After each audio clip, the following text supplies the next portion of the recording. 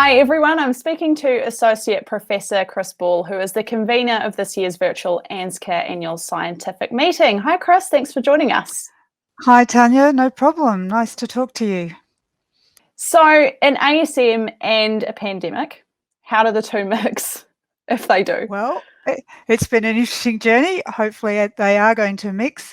I think when I look back on the last year, 12 months ago, I think we were all quite naively optimistic that this was just going to be a live meeting and everything was going to proceed as normal and the pandemic was going to go away. But it pretty quickly became apparent that this was not going to happen, especially as Melbourne went into a full lockdown. And by about June or July, I couldn't even put my bins out after 8 o'clock at night, and the world was feeling very peculiar.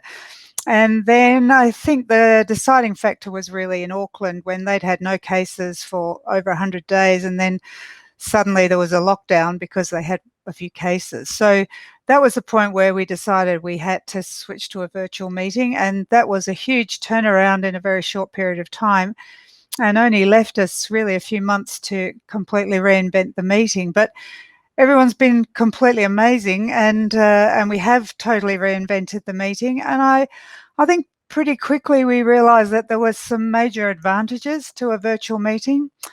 Firstly, of course, we had to hold all our own meetings on Zoom, and that was a new experience. But, you know, instead of meeting at the college, we invited each other into our lounge rooms. We all got to know each other in a different space. And then as we realised that we needed to redesign the meeting, we realised there were some real advantages to that too, because we have a huge country with Australia and New Zealand combined and other regions that we're involved with. And not everyone can get leave or travel to Melbourne for a meeting. And so we had a real opportunity to take the meeting to people in their own environments, and also to come up with new ways of working. So we've had to come up with new ways of doing workshops.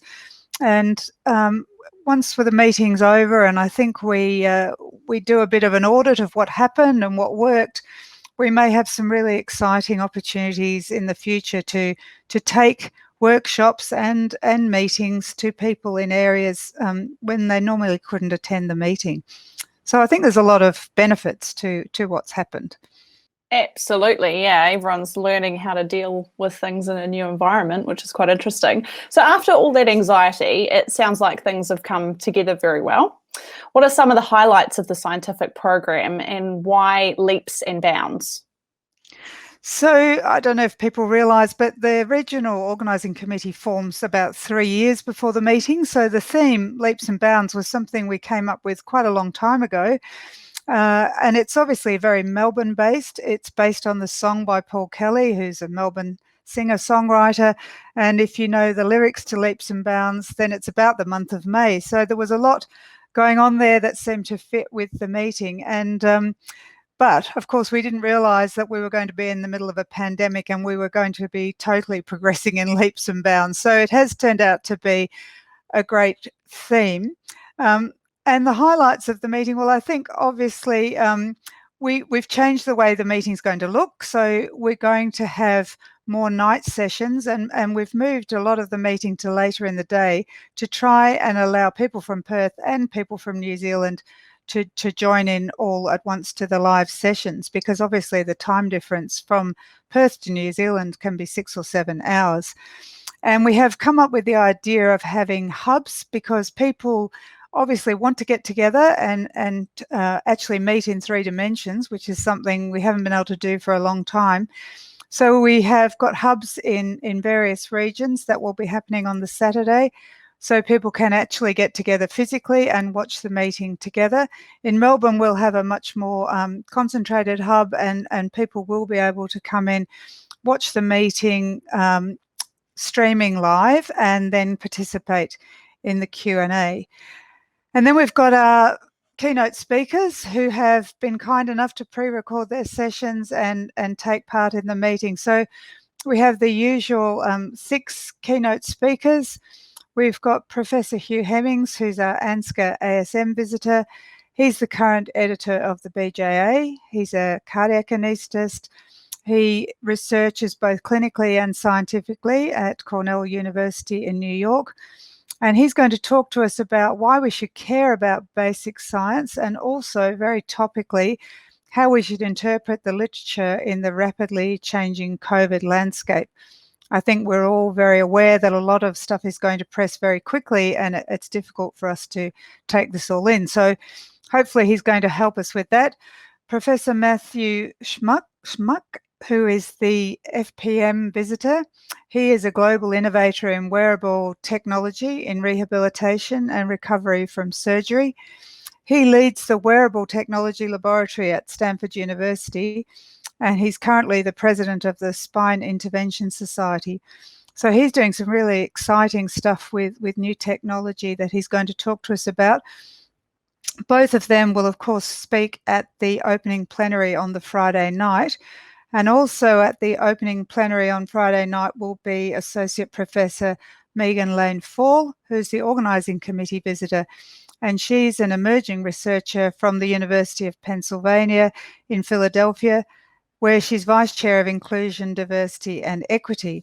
Now, she's very interested in communication, and she's going to talk to us on the Friday night about communication and the deteriorating patient. And these talks are going to be complemented nicely by the Victorian Regional Committee visitor, Professor Cor Kalkman, who is from Utrecht in the Netherlands. He currently divides his time between neuroanesthesia and clinical research, and his research is very focused currently on perioperative medicine and patient-centred care, and his most important project currently is the Nightingale Project, which is a really exciting project, once again around wearable technology, which is for continuous patient monitoring with the aim of rapidly detecting acute patient deterioration. Now, I've heard him speak before about this technology in post-operative care, but it's achieved new relevance in the COVID era, and I'm really looking forward to hearing how they've adapted that project with COVID patients. Then, of course, we have our Australasian visitor, Alicia Dennis, who will be well known to many Australian and New Zealand anaesthetists. She's an international expert on obstetric anaesthesia. She has a particular interest in transthoracic echo in pregnancy and in preeclampsia. And as well as talking about those interests, she is delivering the Mary Burnell Lecture with the interesting title of Doctor's Disaster and Destiny. So I'll leave that enigmatic title for her to explain when she gives the talk. And then last but not least, we have Professor Eva Kosek for the Faculty of Pain Medicine, who is a clinical researcher at the Karolinska Institute. And she has many active roles in the International Association for the Study of Pain.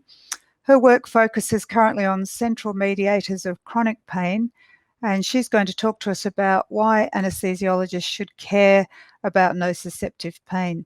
So we've got a really broad range of topics being covered by our invited speakers.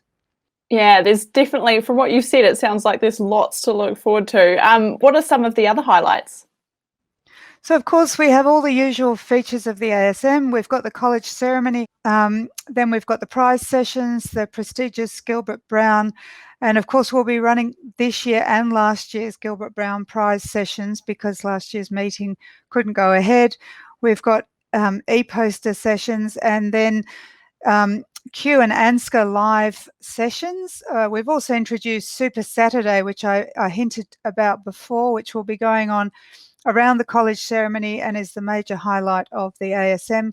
But will be happening in the hubs in many of our states and territories and in New Zealand to allow fellows and trainees to get together personally and to have as close to normal a college ceremony as we possibly can at the moment.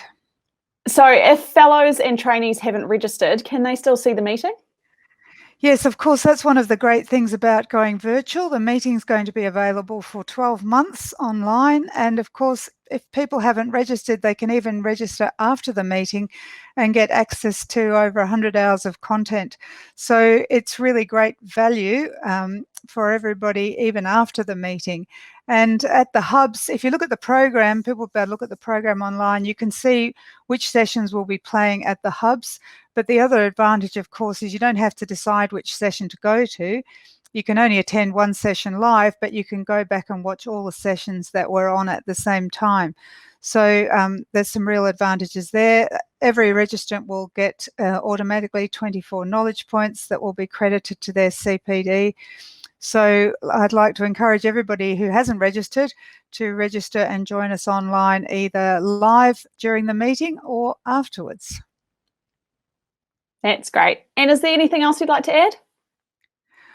Well, of course, I'd like to thank everybody. And while I'd like to thank the Regional Organising Committee, I'm not going to name everybody because I'm worried about forgetting anyone. And everybody has done the most amazing job in pulling this meeting together. But I would really particularly like to highlight at this point what an extraordinary job the events team does. So I think the events team work in the background. The Regional Organising Committee get their name on the program and everyone knows who we are. But the events team, of course, have not only had to totally reinvent the ASM, but they also have to conduct other events throughout the year. And I've just been blown away by what they've managed to achieve in such a short time. We decided to go virtual in August. They've had to renegotiate contracts with the convention centre, renegotiate everything with all of our speakers, set up all the recording sessions and organise for this meeting to go ahead in such uncertain times. And of course, come up with all the risk management we need in case just at the last minute the Premier decides to shut down the state. So thanks to them, everything is going ahead, and I'd really like to thank them for all they do for this meeting and at every other meeting. Absolutely. Great team effort by everyone, I think. Thank you so much for joining us today, Chris. It's been great to talk to you. No worries, Tanya. Thanks for the opportunity.